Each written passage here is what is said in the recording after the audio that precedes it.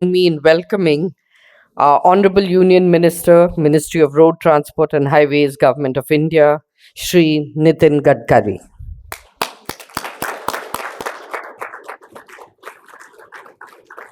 Good afternoon, ladies and gentlemen, and a very warm welcome to this very special ministerial session, Evolving a Consensus on Defining Smart Roads in India. We'd like to begin this session by felicitating our Honorable Minister, and for that, I'd like to request Mr. Chandrajit Banerjee to kindly do the honors.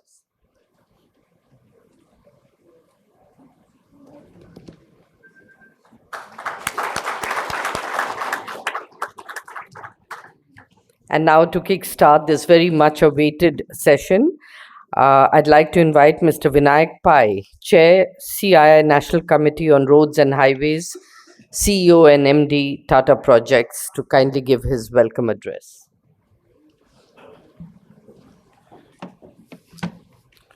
Thank you and good afternoon, everyone. Good afternoon, Honorable Minister Shri Gadkari ji, Mr. Chandrajit Banerjee, Director General CII, and Mr. Jagdish Katam, Vice Chair CII National Committee on Roads and Highways, distinguished industry leaders, delegates, members of Research and Innovation Committee, and everyone who is here today. It's indeed a great pleasure for us to have the Minister attend this session for us. He has been kind enough to spare time every time we have asked for him. So this is my third year as the chair of the National Roads and Highways Committee, and all the 3 years he has been here. So thank you very much, sir, for your time. Every time we hear very inspirational thoughts from the minister. And the good thing is, after that, it gets implemented. So, I remember 2 years ago, we had talked about how we can improve quality of DPRs, etc. So now we heard from Secretary Uma Shankar today how that is being regulated. Then we talked about the road safety and how important it is. And today we have seen presentation of it actually being implemented, the AMTS system being implemented on the Dwarka Expressway and being monitored. So it's these sessions are so inspirational, not because we hear inspirational words, because it leads to actions which are very definitive and in the interest of the overall network. We all know that the road systems have built the backbone of the economy, and the way they have been growing is really a pride for India, but also for the world to see the pace at which we are developing this. But then how to make it smart, how to use technology, how to make it safe, and how to make it sustainable. These are thoughts which we always continue to keep thinking of and driving, and sessions like this help us to get aligned. So without wasting much time, I would just thank all of you for coming today, and very much look forward to hearing the thoughts from Minister Gadkari. Thank you very much, sir. Thank you, Mr. Pai. And now I'd like to invite Mr. Chandrajit Banerjee, Director General, Confederation of Indian Industry, to give his special address. Honorable Union Minister of Road Transport and Highways, Shri Nitin Gadkari ji, welcome, sir. And always we are so proud to receive you, and it's a privilege always to have your vision, your ideas in this huge important sector. And as Vinayak mentioned, that you have always been so very kind to us. Vinayak and Jagdish has been leading this area of work for us as chairs and co-chairs so very effectively. So for all of us in the Indian industry, your presence has always been special. It's been an extraordinary journey with you, which has transformed not just roads. We all talk about it proudly across the world, but the very idea of connectivity, which you have really brought in your visionary leadership on road infrastructure. One of the most compelling stories of India that gets told across the world, and you have built far more than anywhere else in the world in the last few years. Sir, while we would all look forward actually to knowing from you what else we could do, there were some certain areas which I just wanted to mention, that how much we have taken ideas from you, be it in the areas of biofuels, where you have come in and given us strong ideas on biofuels and got things done and made the industry participate, be it the green highways, sir, if you remember, EV ready corridors or global emission standards, all of this has made us tremendously competitive. And I must say that you have also sort of shown the path again on growth and green can go together, and there's not growth versus green. I really wanted to mention this because this has been extremely valuable to us. Might not be in the strict ambit of your area of work, sir, but one of the things which I wanted to put up to you for your consideration is safety and road safety and road trauma. And that's something which is going to be critical. While we have seen many centers and schemes coming up, but that's critical. Those are those important precious minutes on the road, and we know how much you know, and we really request you to give us some ideas and thoughts about this, sir. Another area this I just wanted to highlight to you has been the importance of skilling. Again, you have in your past interactions with us given us a lot of area of thought for skilling ecosystem. So how could we look at more local level tie-ups, sir, and increased industry partnership towards enhanced skilling when it comes to the road sector value chain?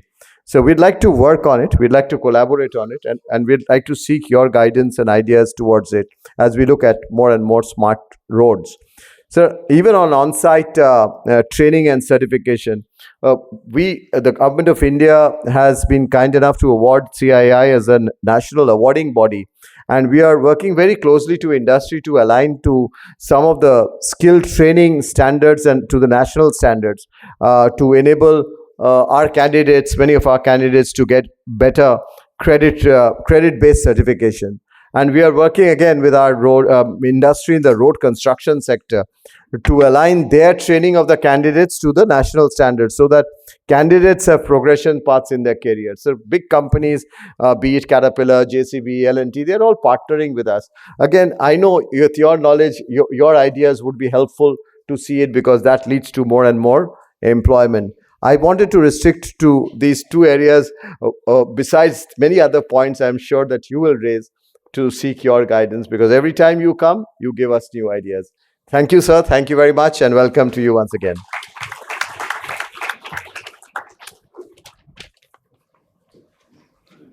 Thank you, Mr. Banerjee. Ladies and gentlemen, it is now my proud privilege to invite Shri Nitin Gadkari ji, the Honorable Union Minister, Ministry of Road Transport and Highways, Government of India, to give his keynote address. Sir.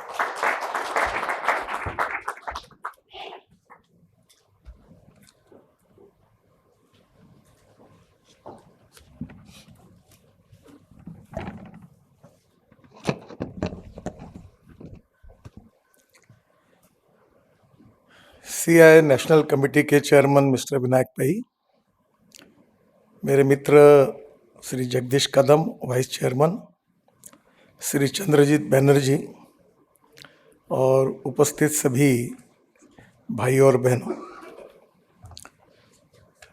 अभी चंद्रजीत जी ने कहा कि मैं नए नए idea देता हूँ। नए आइडिया देना पॉलिटिक्स में बहुत अच्छी बात होती है। नए आइडिया लोग बड़े अच्छे से सुनते भी हैं और होड़ भी देते हैं, पर सपने दिखाए जाते हैं, लोग सपने दिखते भी हैं, पर दिखाए हुए सपने जब पूरे नहीं होते तो जनता उन नेताओं की पिटाई भी कर देती है। तो इसलिए आइडिया को इम्प्लीमेंट करना ये उतना ही महत्वपूर्ण है। आदरणीय प्रधानमंत्री जी ने ये टारगेट रखा है कि 2027 तक हम $5 ट्रिलियन की इकोनॉमी बने, और उसके लिए सबसे इम्पोर्टेंट चीज़ है कि हमारे इंफ्रास्ट्रक्चर को हमको वर्ल्ड स्टैंडर्ड का बनाना होगा। Water, power, transport and communication, ये इंफ्रास्ट्रक्चर हमारे इकोनॉमी का बैकबोन है। और मैं ये मानता हूँ कि अगर ये ठीक प्रकार से डेवलप होगा तो हमारी इंडस्ट्री, ट्रेड और बिजनेस बढ़ेगा, कैपिटल इन्वेस्टमेंट आएगी, एम्प्लॉयमेंट पोटेंशियल बढ़ेगा, पर कैपिटा इनकम बढ़ेगा और गरीबी दूर होगी। और इसलिए स्वाभाविक रूप से इस सेक्टर में बहुत संभावना है। आप जितना काम करोगे उतनी संभावना है। कभी कभी मुझे इस बात का दुख होता है कि पैसे की कोई कमी नहीं है, पर काम करने वालों की कमी है। यानी केवल कॉन्ट्रैक्टर ही नहीं, हमारे यहाँ भी जो एक काम करने के लिए उत्साह चाहिए, अभी 15 लाख करोड़ हमारे पास पड़े हैं, क्योंकि हम मोनेटाइज कर पैसे मिल जाए तो क्या बैंक में डिपॉजिट रखे उसको? पैसे खर्चा करेंगे, री इन्वेस्ट करेंगे तो नेचुरली उसके परिणाम मिलेंगे। तो आज बड़े प्रमाण पर संभावना है, इकोनॉमिक वायबिलिटी है, कैपिटल मार्केट में अच्छी क्रेडिबिलिटी है। हम जब गए हमारे इनविट मॉडल में तो 7 दिन का टाइम था, तो पहले दिन 7 घंटे में 7 टाइम्स ओवर सब्सक्राइब हुआ। तो पैसे की कभी कोई कमी नहीं है। पर एक बात जरूरी है कि ये करने के लिए वर्ल्ड स्टैंडर्ड का इंफ्रास्ट्रक्चर बनाने के लिए हमारे अप्रोच में 3 इंपॉर्टेंट पीज है। पहले लोग, पीपल, कि लोगों के लिए कंफर्टेबल होना चाहिए और इसलिए जमीन के ऊपर सोचकर पॉलिसी बननी चाहिए। अभी हमने 670 रोड साइड एम्यूनिटीज बनाई। बहुत देरी से मुझे ध्यान में आया, फिर मैंने समझा है कि ये पैसा कमाने का साधन नहीं है। रोड साइड एम्यूनिटीज जो है, रोड पर चलने वाले लोगों को फैसिलिटी देने की बात है। अब हमने इलेक्ट्रिक चार्जिंग शुरू किया तो 22 रुपये यूनिट अगर इलेक्ट्रिक चार्जिंग का रेट ले जाएंगे तो कौन इलेक्ट्रिक गाड़ी खरीदने वाला और कौन इनको समझाए बाबुओं को कि ये कैसे गलत बना रहे। तो प्रॉब्लम पूरी इंटीग्रेटेड अप्रोच में रोड के बारे में लोगों को खुशी कैसे मिले, आनंद कैसे मिले, और इसलिए परफॉर्मेंस ऑडिट होना चाहिए। मुझे परसों मौका ये मिला कि मैं नागपुर से बैतूल के एक फॉरेस्ट में गया था। तो बैतूल से इटारसी के बीच में एक 8 किलोमीटर 6-7 साल से रास्ता फॉरेस्ट के कारण बंद पड़ा हुआ है और रास्ते की क्वालिटी भी बैतूल के आगे ठीक नहीं थी। जब मैंने पीडी को और आरओ को बुलाया, आए मिलने के लिए, तो मैंने कहा आपको दिखती नहीं कि ये क्वालिटी कैसी है? बोले हाँ साहब अच्छी नहीं है। बोला क्यों? महीने में हफ्ता मिल रहा है क्या तुमको कॉन्ट्रैक्टर से? तुम क्यों ये ठीक नहीं किया?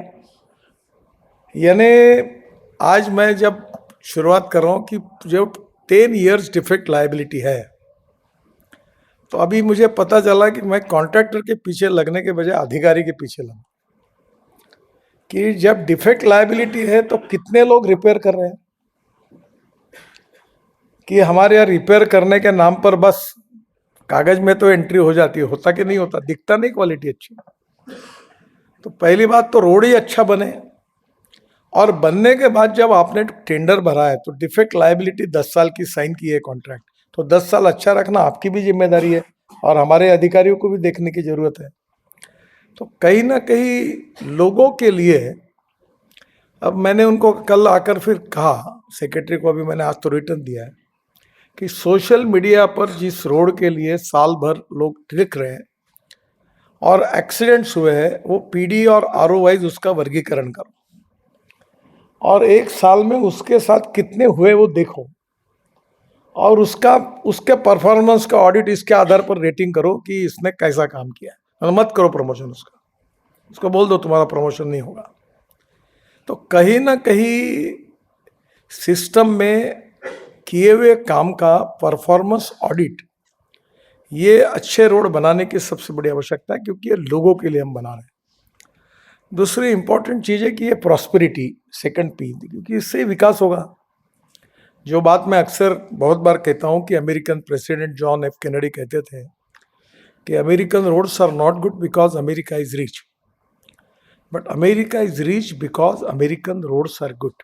और प्रॉस्पेरिटी आती है। छोटा सा उदाहरण है आपका, दिल्ली में द्वारका एक्सप्रेस हाईवे बना, ये रोड हमारा नहीं था, हमारे गले में लटका। UR2 DDA का था, हमारे गले में लटका। और ये रोड बनाते समय मुझे जब बोला कि भाई 25-30 किलोमीटर का रोड है, मुख्यमंत्री जी ने भाषण में कहा, तो मुझे लगा, मैंने मन में बैठते हुए कि 10 करोड़ भी पकड़ो तो 200 करोड़ हो गए, 200-250 करोड़ का हो जाएगा। और जब वो रोड का पहला प्लानिंग आया तो 3-4 हज़ार करोड़ का।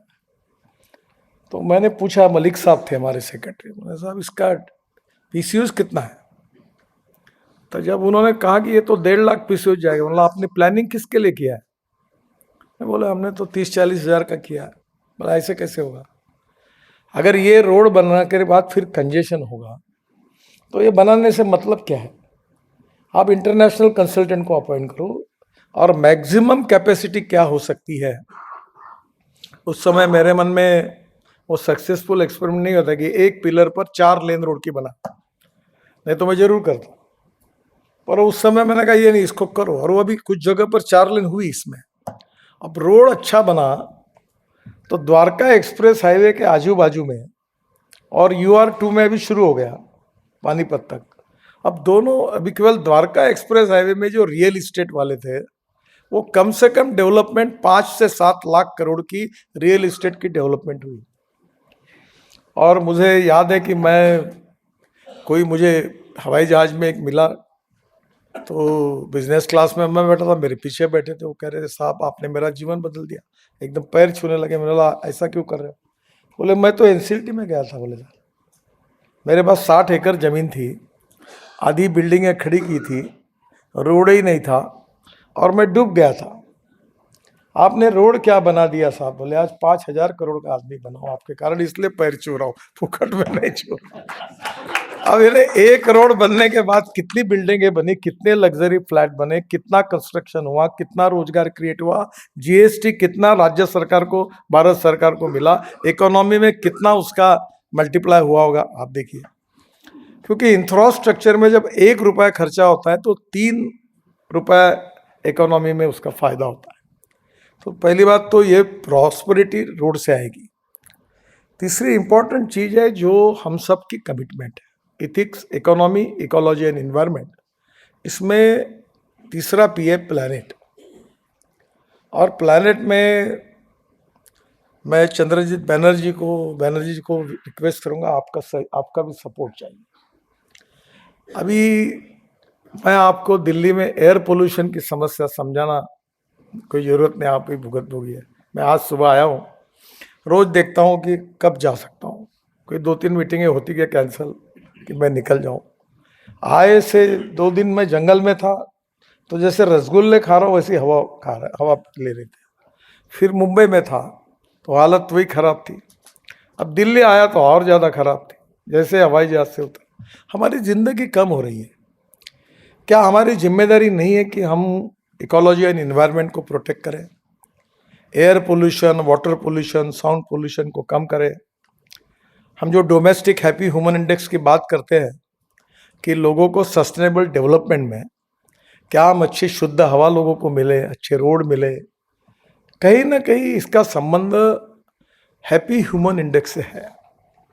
और ये जो है ये बढ़ाने के सिवा देश की प्रगति नहीं हो सकती। तो इसलिए प्लैनेट में टिकाऊ, शाश्वत और पर्यावरण पूरक विकास ये बहुत इंपॉर्टेंट है। अभी अपना हमारे यहाँ NHI पे हमारे यहाँ भी पॉलिसी होती है। हमारे यहाँ NHI में कॉन्ट्रैक्टर को बोला कि तू पेड़ लगा। अब हमारे अधिकारियों को वो कॉन्ट्रैक्ट में डाल देते क्योंकि अपने ऊपर जिम्मेदारी नहीं आती, उसके पीछे कोई बड़ा दृष्टिकोण नहीं है। अपने को कोई ना बोले, डाल दो, हुए नहीं हुए वो होगा, कॉन्ट्रैक्टर देखेगा। तो पेड़ लगाना कॉन्ट्रैक्टर की जिम्मेदारी।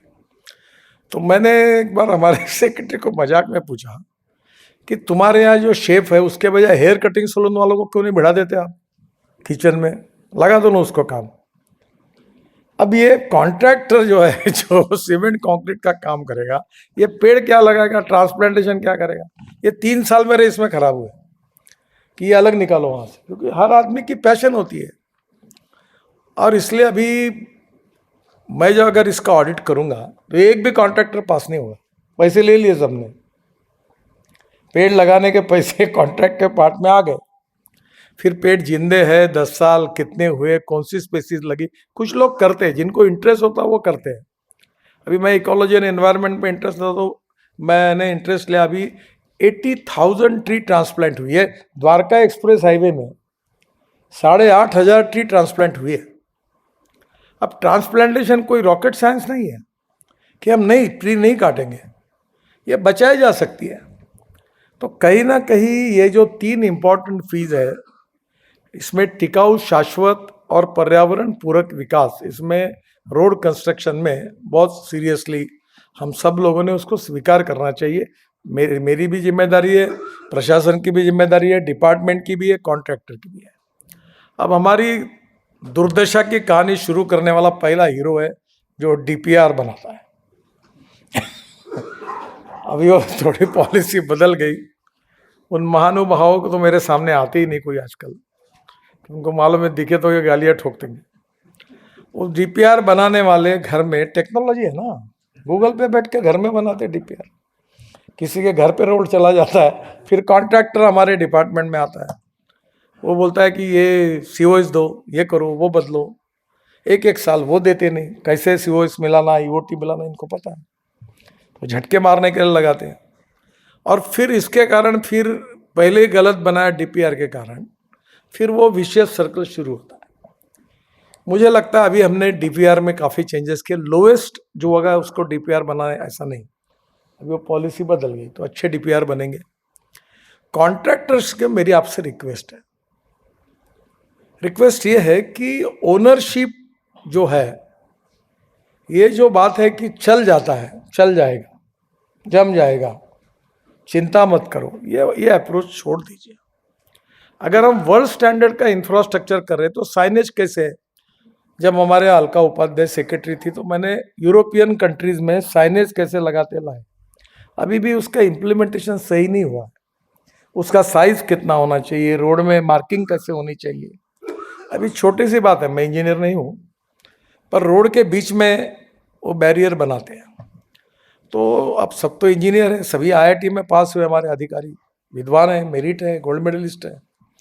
तो मैं उनको पूछता हूँ, तुमको ये समझ में नहीं आता कि हमारे देश के नागरिक, हिंदुस्तान का हर नागरिक को वरदान है, वो वर्ल्ड स्टैंडर्ड का एथलेटिक्स प्लेयर है, महिला और पुरुष दोनों, ऐसे कुत्ते उसके ऊपर सामने। आजकल महिला भी कुत्ती है, वो पूरा उससे होकर बच्चों को हाथ में लेके इधर से कुत्ती है।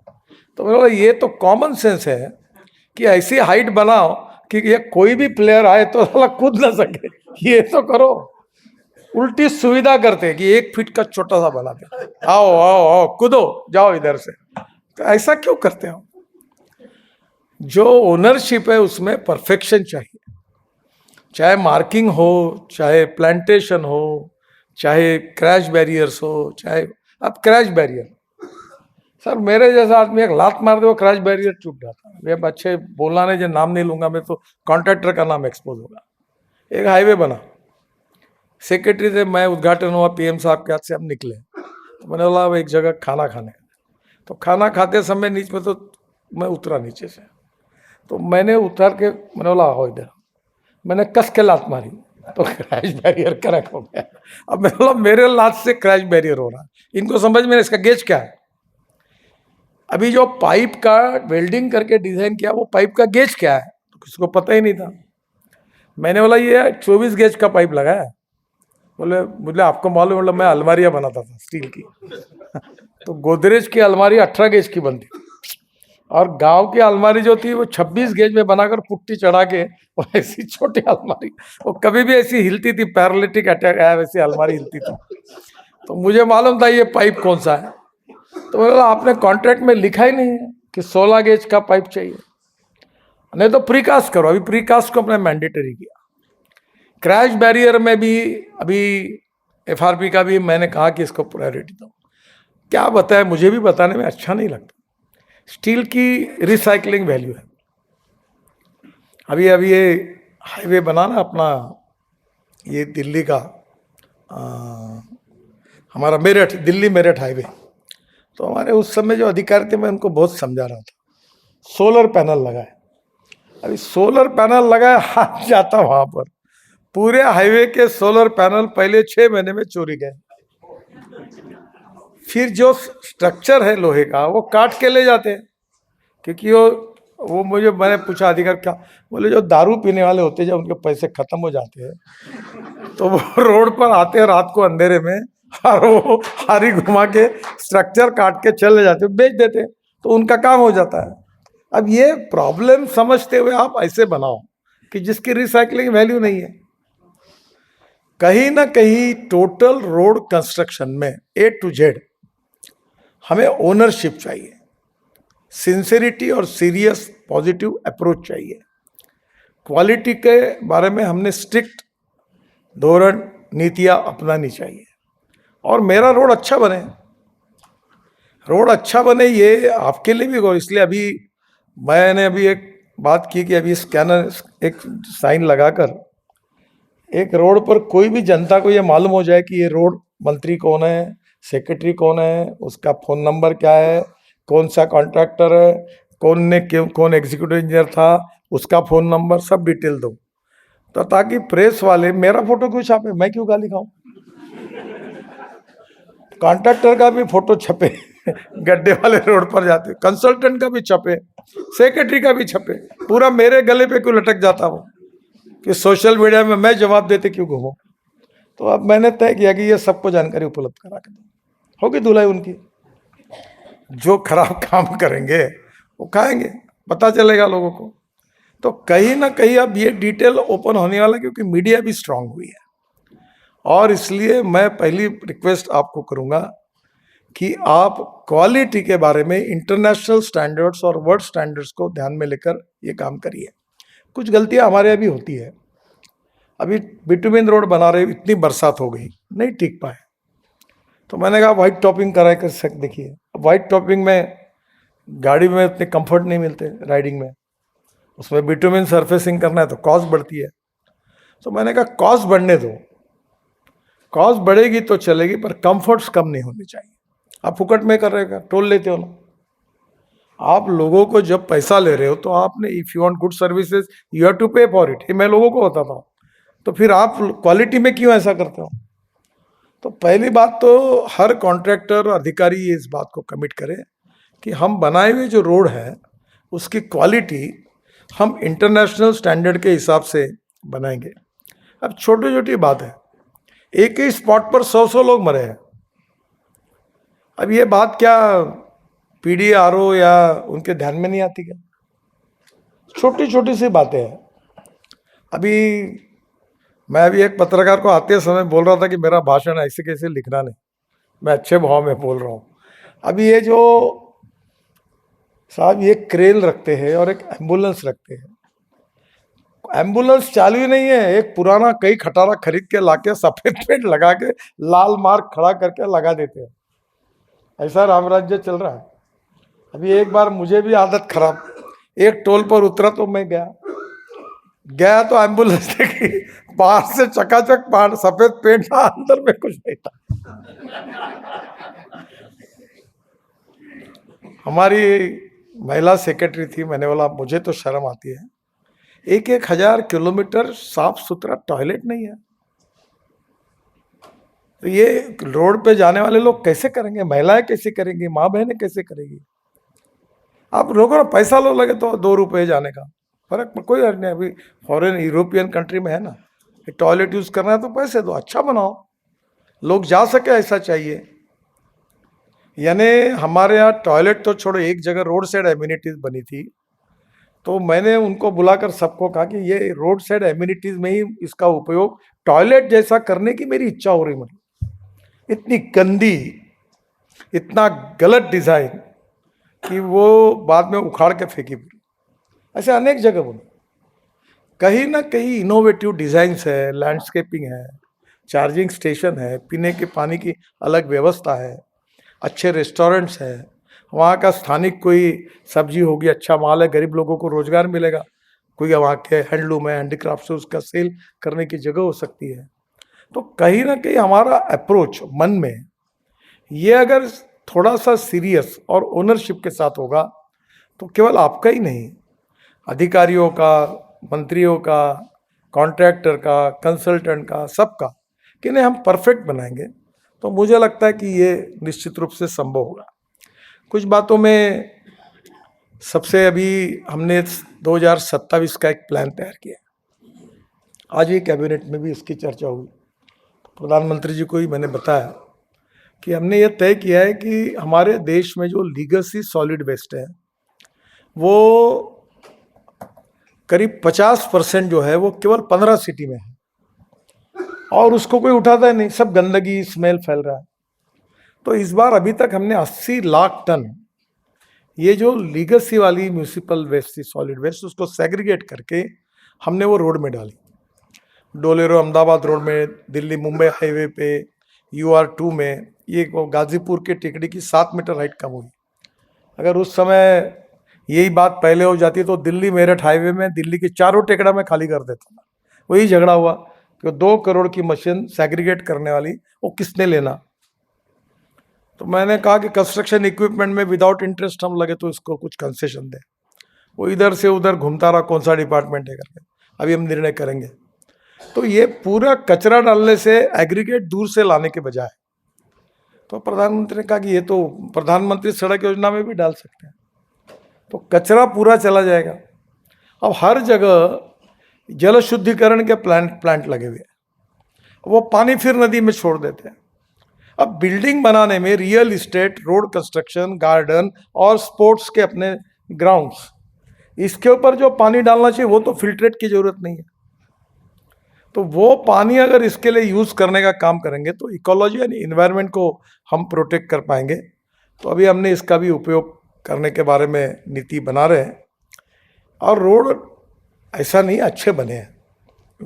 मैंने आपको निगेटिव बातें इसलिए रखी कि आप काम करने वाले तो आप उसके ऊपर सोचें, इसलिए बताएं। अच्छे भी रोड बने हैं। हमारी लॉजिस्टिक कॉस्ट के बारे में एक रिपोर्ट आया, एक रिपोर्ट KPMG का आया। 1-1.5 महीना पहले मैंने उनके रिपोर्ट को प्रकाशित करने का सौभाग्य मुझे मिला। तो उन्होंने कहा कि 81% गुड्स ट्रैफिक ये रोड पर है, 1% रेलवे पर है और 18% बाकी इससे है। तब मुझे ध्यान में कि इतना कैसा हो गया। तो बोला रोड अच्छे बन गए, धीरे धीरे बढ़ रहा है। और उसके बाद IIM बेंगलोर और चेन्नई IIT और कानपुर IIT ने एक रिपोर्ट दिया है कि हमारी लॉजिस्टिक कॉस्ट 16% और चाइना की 8% है। यूरोपियन कंट्रीज़ की जो लॉजिस्टिक कॉस्ट है वो 12% है, अमेरिका की 12% है। तो उन्होंने ये रिपोर्ट में लिखा है कि हमारी लॉजिस्टिक कॉस्ट 5 से 6% कम हुई है। अब 5 से 6% कम हुई यानी 16 से वो 10 पे आई। और बेसिकली रोड अच्छे बनने के कारण हुई। कुछ फ्यूल में भी बदलाव शुरू हो रहा है। Ethanol, methanol, biodiesel, LNG, hydrogen, electric, सबके भी ट्रक आ रहे हैं। तो नेचुरली मुझे लगता है कि दिसंबर तक इसी साल हमारी लॉजिस्टिक कॉस्ट सिंगल डिजिट में आएगी और एक्सपोर्ट में हम बिल्कुल इकोनॉमिकली मोर कॉम्पिटेंट बनेंगे, ताकि हमारा एक्सपोर्ट निश्चित रूप से बढ़ेगा क्योंकि लॉजिस्टिक कॉस्ट कम होगी। अब देखिए इसमें इनोवेशंस कैसे हैं। अभी एक 15-20 दिन पहले मैं सोनीपत गया था। वहाँ प्रोटॉन करके चाइनीज़ कंपनी है और बख्शी एंड कंपनी करके शिपिंग में बहुत बड़ी लॉजिस्टिक कंपनी है। तो उन्होंने एक प्लान किया कि वो रेणुका शुगर वालों ने भी उसका फैक्ट्री डाली है ट्रक की, इलेक्ट्रिक ट्रक की, प्रोटॉन की, और उसमें बैटरी स्वैपिंग है। तो 60 टन का ट्रक है, ट्रेलर है, और वो डायरेक्ट मुद्रा अपना कांडला और JNPT के कंटेनर डायरेक्ट ट्रक में सोनीपत में लाएंगे। तो मैंने उसका इसका इकोनॉमिक्स कैसा है, तो उन्होंने कहा कि जहां 110 रुपये लीटर का डीजल हम ट्रक में डालते हैं, वही बैटरी स्वैपिंग के कारण इलेक्ट्रिक पे हमारा खर्चा 10 रुपये आएगा। अब मुझे बताइए कि 110 रुपये का और 10 रुपये का, तो लॉजिस्टिक कॉस्ट कितनी कम होंगी, प्रदूषण नहीं होगा। तो आने वाले समय में मोड ऑफ ट्रांसपोर्ट में भी काफ़ी बदलाव हो रहा है। हाइड्रोजन भी आया। अभी हमने टाटा, अशोक लेलैंड, वॉल्वो, रिलायंस, ONGC, नहीं अपनी IOCL, SPCL, NTPC, इनके साथ एक पायलट प्रोजेक्ट कर रहे हैं 10 रोड पर hydrogen truck, hydrogen filling station, hydrogen buses. अब उसमें आने वाले समय में फ्यूचरिस्टिक फ्यूल तो हाइड्रोजन ही है, और इसलिए स्वाभाविक रूप से अब ये हाइड्रोजन से कॉस्ट हमारी कम होगी। तो मुझे ऐसा लगता है कि अभी टाटा के 3 ट्रक कुछ 4-6 महीने पहले मैंने ताज पैलेस होटल में लॉन्च की थी। उसमें 2 हाइड्रोजन फ्यूल सेल पे थी और एक आईसी इंजन जो है उसमें हाइड्रोजन डाल के चल सकती थी। जो बात रिक्वेस्ट मैं आपको करने वाला हूँ कि मैंने बीच में construction equipment machinery, truck manufacturers और एग्रीकल्चर इक्विपमेंट मैन्युफैक्चरर्स, ट्रैक्टर, इन सब की मीटिंग बुलाई और इसमें हमारे इंपोर्ट 22 लाख करोड़ का है फॉसिल फ्यूल का। और हमारे कंस्ट्रक्शन में जनरेटर अभी किर्लोस्कर ने मेरे ही हाथ से पूना में ये जो इथेनॉल पर चलने वाला जनरेटर सेट लॉन्च किया और अभी आइसोब्यूटेनॉल पर भी किया। इथेनॉल से जो आइसोब्यूटेनॉल बनता है, जिसके लिए भी हमने एआरआई को हमारे डिपार्टमेंट से पैसे दिए, वो लगभग प्रूव हुआ है कि हम लोग 15% डीजल में डाल सकते हैं। तो आगे मैंने उनको कहा कि आइसोब्यूटेनॉल पर ही आप क्यों नहीं मशीनरी को, ट्रैक्टर को डेवलप करते। तो अभी ट्रैक्टर कंपनी वालों ने मुझे कहा है कि जॉन डियर ने, मैं जब ब्राज़ील गया था तो फ्लेक्स इंजन का ट्रैक्टर उन्होंने मेरे सामने ही मुझे दिखाया जो सीएनजी और इथेनॉल पे चलता है। 1 लाख रुपए कम से कम हमारे किसान की बचत है। तो मुझे उन्होंने कहा कि हम लोग, मैंने कहा यूरो 6 के इमिशन नॉर्म्स जो है यूरो 6 आपके ऊपर लागू करने की फाइल मेरे टेबल पे मैंने रखी है। तुम अल्टरनेटिव फ्यूल या बायो फ्यूल के ट्रैक्टर लाओ, नहीं तो मैं साइन कर दूंगा। भाई 1 लाख रुपए 1.5 लाख रुपए कीमत बढ़ेगी, तुम देखते रहो, तुम ये बदलो। तो अभी उन्होंने मुझे कहा है कि हम लोग ये अल्टरनेटिव फ्यूल और बायो फ्यूल के ट्रैक्टर लाएंगे। मेरे पास इलेक्ट्रिक ट्रैक्टर है और सोलर है खेत में ऊपर में घर पर, तो मेरा खर्चा जीरो है डीजल का और वो ट्रैक्टर में 1.5 घंटा केवल चलता है। तो मैं सुबह 4 बजे चलाता हूँ, फिर चार्जिंग करता हूँ, फिर 4 घंटे के बाद चलाता हूँ, तो कॉस्ट जीरो है। ड्रोन भी इलेक्ट्रिक पर है, वो भी चार्ज हो सकता है। तो नेचुरली अब ये जो कंस्ट्रक्शन इक्विपमेंट है, एग्रीकल्चर इक्विपमेंट है और विशेष रूप से हमारी ट्रक्स है, इसमें बड़ा रिवोल्यूशन हुआ है। यानी मैं जो बोल रहा हूँ इसमें काम हुआ नहीं, ऐसा नहीं, बहुत हुआ है। अब मैं आपसे रिक्वेस्ट करूँगा कि एक बार हमारे देश के, अभी ये जेसीबी वालों ने मेरे कहने पर एक जेसीबी बनाया था डीजल सीएनजी हाइब्रिड, उनको 1000 जेसीबी का ऑर्डर रशिया में मिला। तो आने वाले समय में फ्यूल में अगर 1,500 करोड़ का अगर कॉन्ट्रैक्ट है और आपने अगर अल्टरनेटिव फ्यूल और बायो फ्यूल यूज़ की डीजल के अलावा, तो एक कॉन्ट्रैक्टर के कम से कम 100 करोड़ रुपए कम होंगे, 100-125 करोड़ कम होंगे। क्योंकि डीजल की कॉस्ट, ऊपर से पोल्यूशन, फिर इंपोर्ट, इसके बजाय यहाँ का अगर आइसोब्यूटेनॉल हमने यूज़ किया, अभी इलेक्ट्रिक पर मशीनरी आई, हाइड्रोजन पे आ रही है, तो आने वाले समय में अगर ये बदलाव हुआ तो ये बहुत बड़ा रिवोल्यूशनरी चेंज होगा। कॉस्ट कम होगी, पोल्यूशन नहीं होगा, इंपोर्ट बचेगा, एम्प्लॉयमेंट नया निर्माण होगा और देश के प्रगति और विकास में सस्टेनेबल डेवलपमेंट होगी। तो मेरा रिक्वेस्ट है कि विशेष रूप से ये जो इकोलॉजी एंड इन्वायरमेंट को प्रोटेक्ट करने के बारे में जो प्रायोरिटी हम सब की है, इसके लिए ज़रूर आप लोग इसमें आप भी रुचि ले। मैं कोशिश कर रहा हूँ, क्योंकि शायद हमें फाइनेंस का अप्रूवल लगता है कि जो कॉन्ट्रैक्टर ये अल्टरनेटिव फ्यूल और बायो फ्यूल पर अगर इक्विपमेंट खरीदता है तो उसको हम इंटरेस्ट ही नहीं लेंगे। 5 साल के लिए, 7 साल के लिए इंटरेस्ट फ्री लोन देंगे। वैसे हम मशीनरी एडवांस देते, मोबिलाइजेशन एडवांस देते, वो मशीनरी को एडवांस भी देंगे और उस पर इंटरेस्ट ही नहीं लेंगे, ताकि बड़े प्रमाण पर इसका उपयोग हो। तो मुझे लगता है कि हमारे आने वाले समय में काम बहुत है, कामों की कोई कमी नहीं है। अभी जितना कुछ आपने देखा वो तो छोटा है, आइसबर्ग का ऊपर का दिखा इतना, अभी इससे ज़्यादा काम है और काम अच्छे करने वालों की कमी है। अगर आप काम अच्छा, भी हमने टेक्निकल क्वालिफिकेशन डायलूट किए थे, वो भी अभी फिर से थोड़े स्ट्रिक्ट बनाए, ताकि कॉन्ट्रैक्टर, अच्छे कॉन्ट्रैक्टर आए और क्वालिटी के साथ काम करें। तो मुझे लगता है कि हमारी टोटल इंफ्रास्ट्रक्चर डेवलपमेंट में, रोड इंफ्रास्ट्रक्चर में इकोनॉमिक वायबिलिटी है। हमारे लिए मार्केट में पैसा खड़ा करना कोई कठिन नहीं है। दूसरी बात, भारतीयों को ये भगवान ने आशीर्वाद दिया है कि पॉपुलेशन कैसी बढ़ाना और ऑटोमोबाइल की संख्या कैसी बढ़ाना, इसका वरदान तो हमको जन्मतः मिला है भगवान का। घर में 5 आदमी और 10 गाड़ियाँ हैं, तो ये बढ़ने वाला ही है। तो आने वाले समय में टोल की कोई कमी नहीं है। अभी हम लोग 55,000 करोड़ साल का इनकम है। मैं अभी अगले 2 साल में हमारा इनकम 1,40,000 करोड़ हो, और उसको मोनेटाइज करेंगे तो धीरे धीरे 2 लेन टू 4 लेन हम 25,000 किलोमीटर लेंथ को कन्वर्ट कर रहे हैं। तो मुझे लगता है कि बहुत पोटेंशियल है। हम लोग धीरे धीरे जो 3 P का मैंने उल्लेख किया कि लोगों के लिए, विकास के लिए और इकोलॉजी एंड इन्वायरमेंट के लिए सस्टेनेबल डेवलपमेंट, ये तीनों बातों को जोड़कर हम करें।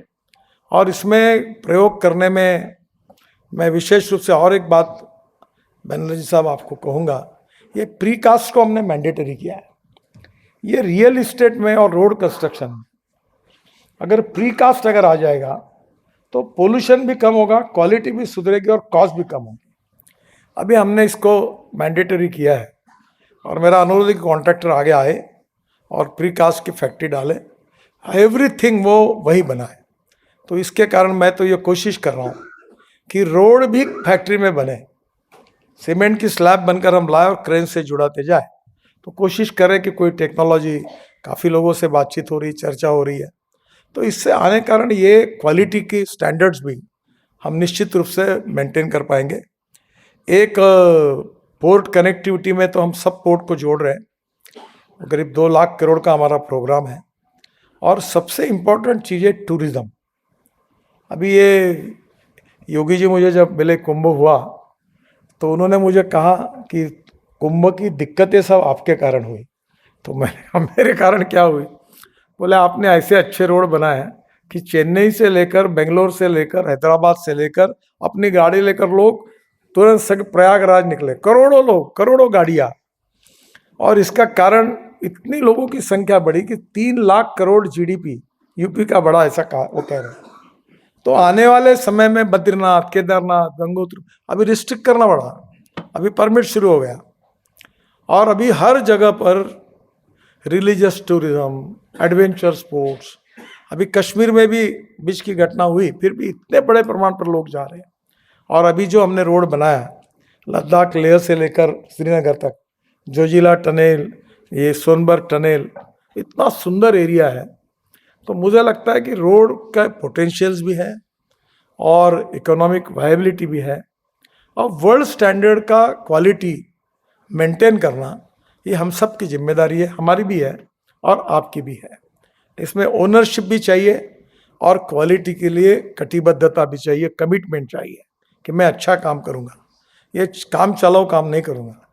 और अभी हमने भी ये दृष्टिकोण अपनाया कि जो काम ठीक नहीं करेगा उसको ठोकेंगे, फिर कोई मैं छोड़ूंगा नहीं, ना अधिकारियों को छोड़ेंगे ना कॉन्ट्रैक्टर को छोड़ेंगे।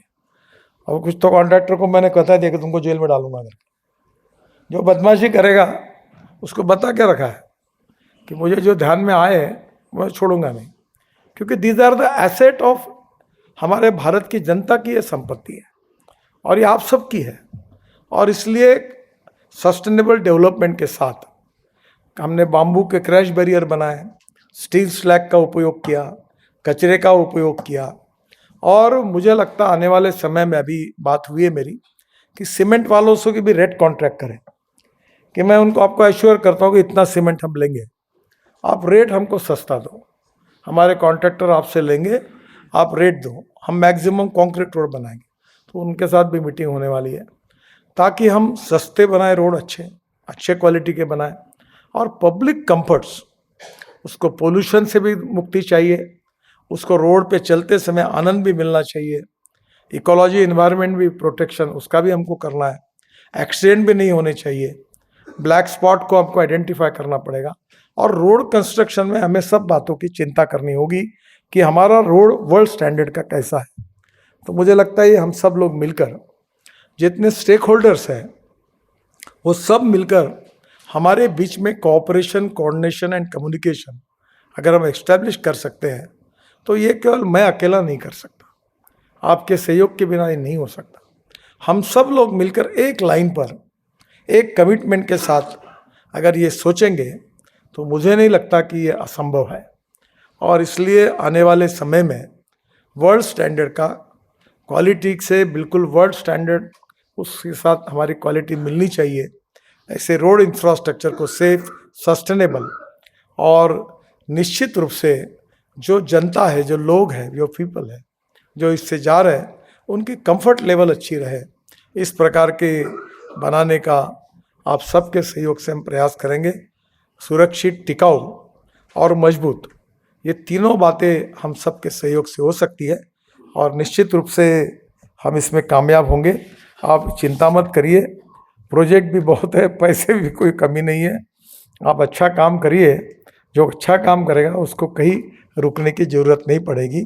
इस विश्वास के साथ मैं अपनी बात को समाप्त करता हूँ। धन्यवाद।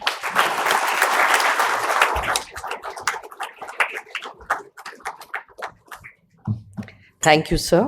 And I'd now like to invite Mr. Jagdish Kadam, Vice Chair, CI National Committee on Roads and Highways, and CMD Rajpath Infrastructure, to give his closing remarks.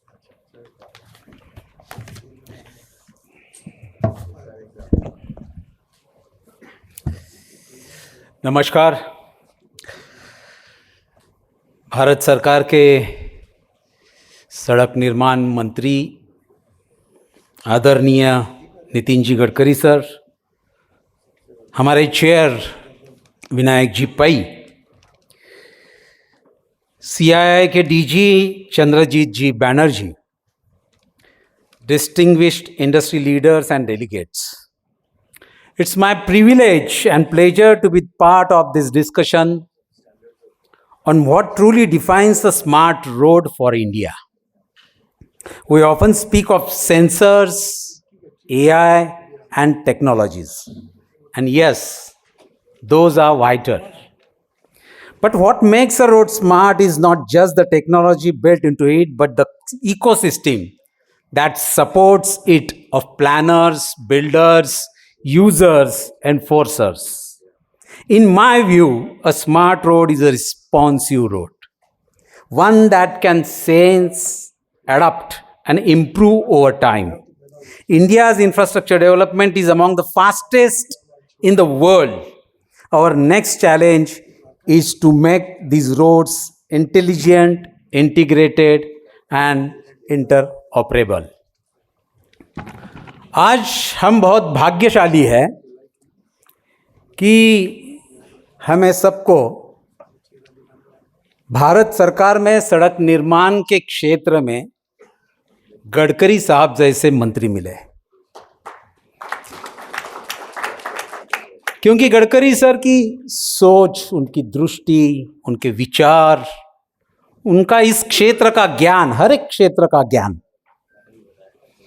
और सबसे महत्वपूर्ण कि ये सब कुछ फील्ड में परावर्तित करने के लिए प्रभावशाली उनकी कार्य पद्धति।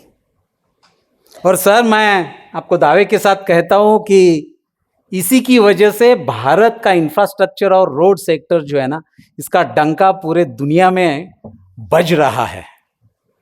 आप ही की नेतृत्व के अंदर रोड सेक्टर में भारत में गए पीछे कई सालों में कई विश्व विक्रम प्रस्थापित हुए, गिनीज वर्ल्ड रिकॉर्ड भी हुआ।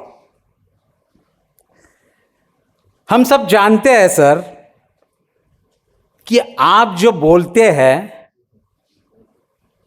वो डंके की चोट पे करके दिखाते हैं, रुकते नहीं है। आप में हिम्मत है, इसलिए कीमत भी है। मैं सीआईआई की तरफ से आपको आश्वस्त करना चाहता हूं, क्योंकि हमारे सीआईआई की मेन बॉडी के डीजी और हमारी रोड एंड हाईवे सेक्टर की पूरी टीम यहां बैठी है सर। मैं आपको आश्वस्त करना चाहता हूं कि आपने भारत के प्रधानमंत्री मोदी जी के साथ आप सभी ने जो सपना देखा है, एक बलशाली हिंदुस्तान, अपना देश बनाने का मिशन 2047, विकसित भारत, और उस क्षेत्र में हम टेक्नोलॉजी को लेके, हम इंडस्ट्री को लेके सीआईआई की तरफ से आपको ये आश्वस्त करते हैं कि ये जो रोड्स जिसकी रफ्तार कई सालों के अंदर आपके नेतृत्व में काफी अच्छी रही है, उनको स्मार्ट, सेफर और सस्टेनेबल बनाने के लिए हम कटिबद्ध हैं। हम आपके साथ आपके इस कार्य में सहयोगी होना चाहते हैं। इसके साथ आज डायस पे हमारे चेयर विनायक जी पई करीब करीब 2.5 साल हो गए। वो मेनली सेफ्टी के ऊपर हमेशा काफ़ी बात करते रहते हैं। उनका सपोर्ट, उनका गाइडेंस हमेशा इस सेक्टर के लिए आज तक रहा है, आगे भी रहेगा।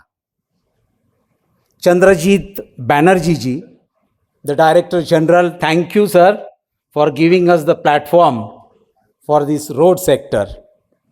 इसके साथ on behalf of CII, our entire organizing team, the participants, I thank all the speakers, the delegates and all the stakeholders from the industry. ऐसा ही सहयोग इसके आगे भी आपका रहेगा, उस उम्मीद के साथ। गडकरी साहब का अति व्यस्त कार्यक्रम होने के बावजूद जब हमने उनको विनती की आज की इस परिसंवाद में शामिल होने के बारे में, तुरंत उन्होंने हाँ कर दी। गडकरी साहब को मैं 30-35 साल से जानता हूँ। वो जो 30-35 साल पहले मैं जानता था वैसे ही आज है। वो जो दिल में है वो होठों पे बात होती है उनकी, और वो करके दिखाते हैं। उन्होंने आज वक्त देके हमें यहाँ आके संबोधित किया। सर बहुत बहुत धन्यवाद। Thank you very much. जय Hind.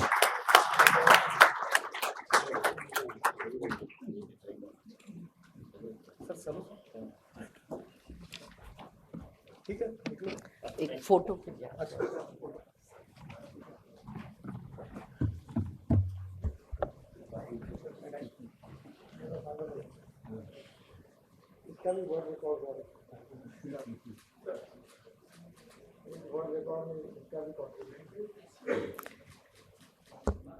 Ladies and gentlemen, with that we come to the close of this session, and I'd like to invite all of you to join us for lunch, post which the next session will continue. Thank you. अच्छा काम किया है तो शाबाश।